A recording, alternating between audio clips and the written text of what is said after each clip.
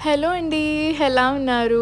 2 days continuous of వస్తే first day ఫుల్‌గా relax అయ్యి, సెకండ్ డే ఫుల్‌గా పనులు చేసుకున్నాను. సో, ఫస్ట్ అయితే హెయిర్‌కి ఆయిల్ అప్లై చేసేసుకుని, నెక్స్ట్ ఫేషియల్ హెయిర్ రిమూవ్ చేసేసుకుని అండ్ ఎన్నో ప్రయత్నాల తర్వాత నేను ఐబ్రోస్ షేప్ చేసుకోవడం కూడా ఇంట్లోనే నేర్చుకున్నా. సో, అది చేసేసుకుని ఇంకా నెక్స్ట్ కన్నయ్య బట్టలంతా సర్దామనమాట.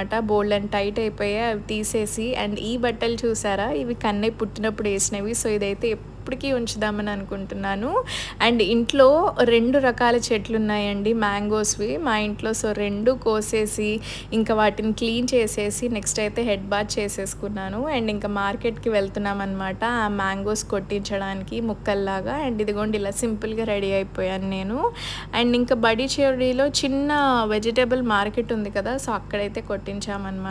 ఒక మ్యాంగోకి 5 రూపీస్ తీసుకున్నారు వీళ్ళు.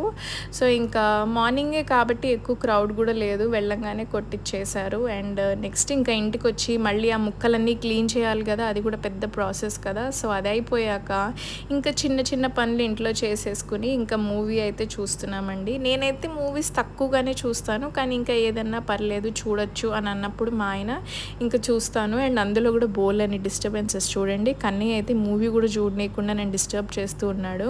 అండ్ మదర్స్ డేకి కన్నయ్య ఈ మగ్ ఇచ్చాడు కదా నాకు. అమ్మ నువ్వు నా బంగారం అని రాయించారనమాట మా ఆయన దాని మీద. అండ్ ఇంకా నెక్స్ట్ మళ్ళీ మాల్‌కొచ్చాము బయటికి. కన్నయ్యని చాలా రోజులైంది బయట ఆడించని చెప్పి.